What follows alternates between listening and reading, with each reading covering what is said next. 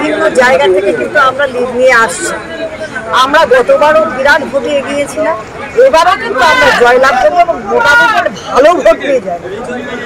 শুধুমাত্র আপনারা ভাবছেন জলপাইগুড়ি নয়, উত্তরবঙ্গ রেজাল্ট একবার সত্যি সুন্দর রেজাল্ট হবে। আর পশ্চিমবঙ্গের মানুষ জানে যে ওই চোরদের ভোট দিয়ে কোনো লাভ নেই।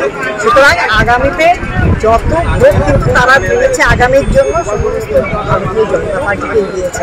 কারণ যারা সুষ্ঠু ব্যবস্থা দিতে পারবে, চিন্তা ভাবনা যারা মানুষের জন্য চিন্তা করছে, তাই মানুষ ভেবে নিয়েছে সকলে যে বিজেপিকে ভোট দিয়ে জিতিয়ে আনতে হবে। কারণ মোদিজির যে উন্নয়ন, সেই উন্নয়ন থেকে বাংলা কিন্তু বঞ্চিত।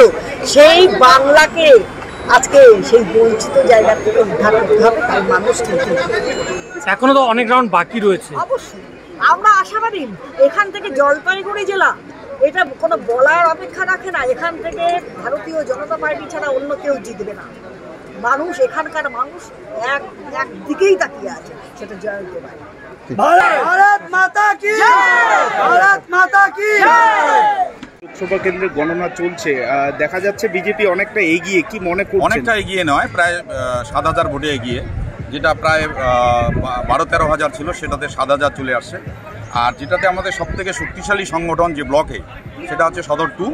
এই সদর 2 ব্লকে যখনই চলে আসবে গণনায়, প্রায় ৮ রাউন্ডের মাথায় পড়বে। এখানে আসলে আমরা ওদেরকে ছাপায় আমরা জলপাইগুড়ি যে আসন, সেই আসন আমরা জিতব। দেখা গেল বিজেপির যে অস্থায়ী কার্যালয় রয়েছে সেখানে একদম উল্লাস দেখা গেল আবির খেলে। উল্লাসের কিছু নাই, ওরা করতে পারে, কারণ ডোর টু ডোর যাওয়াটা এবং হিসাব রাখাটা, আমরা যেটা মনে করি যে ডাবগ্রাম ফুলবাড়িতে হিসাবটা ওদিক থেকে আগে হয়ে আসে, সেখানে আমরা বেআইন। ডাবগ্রাম ফুলবাড়িতে একটা জায়গাতেই প্রথম গণনাতেই ওরা হচ্ছে প্রায় ৯,০০০ এগিয়ে ছিল। আমরা তৃণমূল কংগ্রেস শক্তিশালী হচ্ছে সদর 2, এখানে আমরা প্রায় ১৭ থেকে ১৮,০০০ ভোটে লিড দেবো। এই লিডটা যখনই আসবে তখন সেটা আমরা ছাপায় আমরা জিতব। ধূপগুড়িতে কতটা লিড থাকবে বলে মনে হচ্ছে? ধূপগুড়িতে উপনির্বাচনের থেকে লিড হয়তো একটু কমতে পারে।